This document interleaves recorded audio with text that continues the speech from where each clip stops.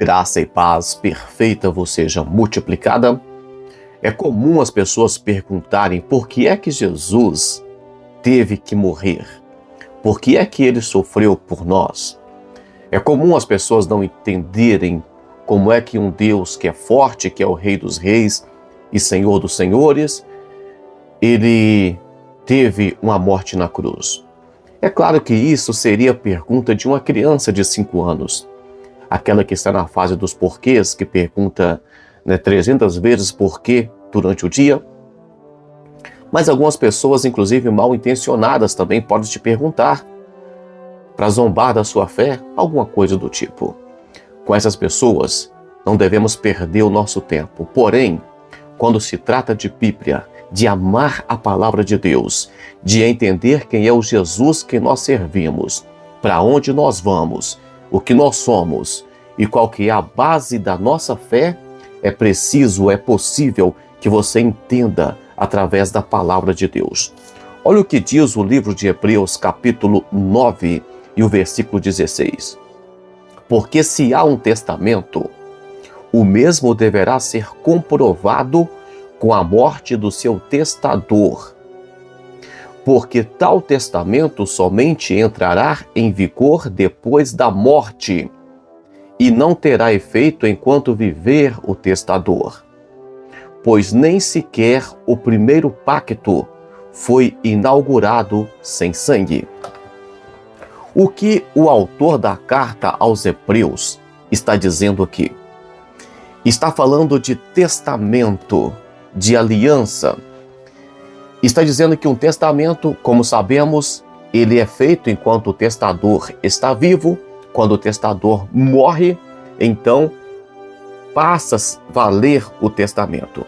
Enquanto o testador está vivo, ele pode mudar, ele pode escolher quem vai ser inserido nesse testamento, ele pode tirar, ele pode mudar as regras, mas quando ele morre, então tudo que está ali passa a fazer efeito. É um ato legal. O que acontece com isso aqui? Então o apóstolo Paulo está dizendo, olha, eu falei apóstolo Paulo porque a maioria dos teólogos entendem ser o apóstolo Paulo que escreveu Hebreus, mas de fato não temos certeza disso. Mas acontece que o autor está dizendo, olha, antiga aliança, nova aliança. O livro dos Hebreus sempre vai tratar de aliança antiga, aliança nova, um sacrifício antigo, um sacrifício novo, um sacerdócio antigo, um novo sacerdócio. Vai sempre trazer a questão do melhor. É uma melhor oferta, é uma melhor aliança, é um melhor sacrifício. Então aqui ele vai dizer, olha, a primeira aliança houve sangue. Era sangue dos animais que eram aspargido ali, derramado e de diversas formas.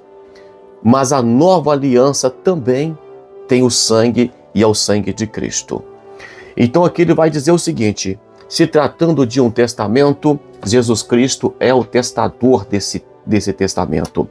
Temos aqui nesses versículos que foi lido, o primeiro ponto a ser destacado, o testador. Quem é o testador da nossa herança? É Jesus Cristo. Segundo, falou aqui da morte do seu testador.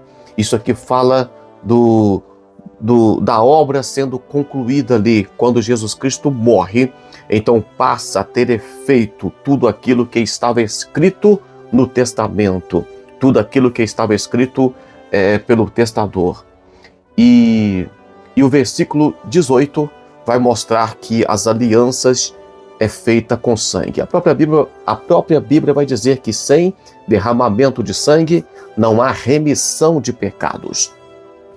Lá no livro do Apocalipse, quando vocês vê o apóstolo João chorando muito, porque ninguém for achado digno de abrir o livro, nem de desatar os seus selos e nem de olhar para ele.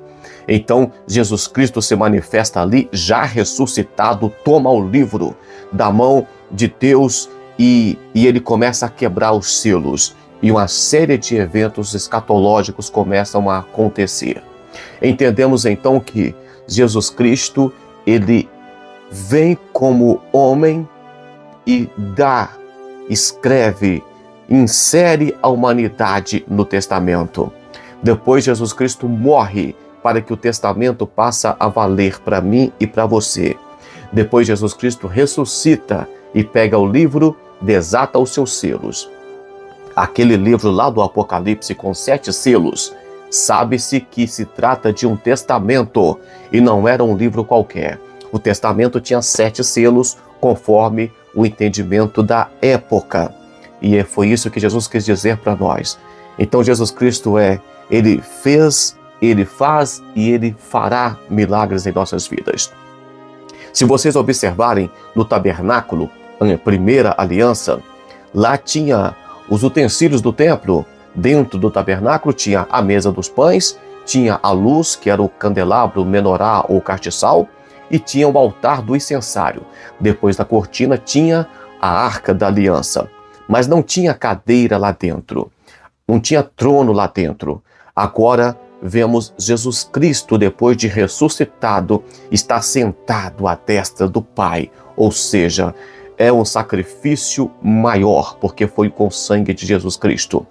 Não é um sacrifício involuntário como o dos cordeiros, dos bois antigamente, mas é voluntário, ele se deu. A minha vida ninguém toma, eu dou. Eu tenho poder para dar e tomar de volta, foi o que Jesus Cristo disse.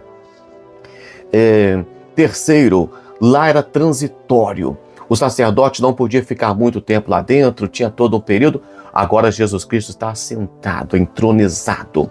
Então é algo muito melhor. É uma glória maior. E eu espero que você tenha entendido o motivo da morte e ressurreição de Jesus Cristo. E se as pessoas não querem entender isso, a salvação é para aqueles que aceitam a Jesus Cristo como Salvador e creem na loucura do Evangelho. E quando eu falo loucura de Evangelho, não se escandalizem, porque a Bíblia diz: aprove a Deus a salvar os crentes pela loucura da pregação.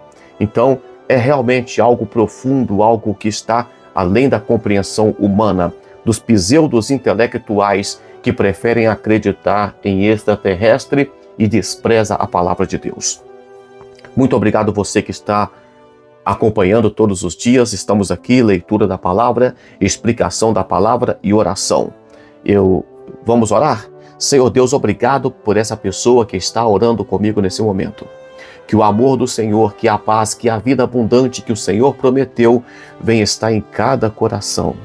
Que o Senhor venha nos livrar, Pai, de toda a opressão maligna, toda opressão, toda ansiedade, e que nós possamos, Pai, estar cada dia mais próximos do Senhor, cada dia mais parecido com o Senhor, em nome de Jesus Cristo.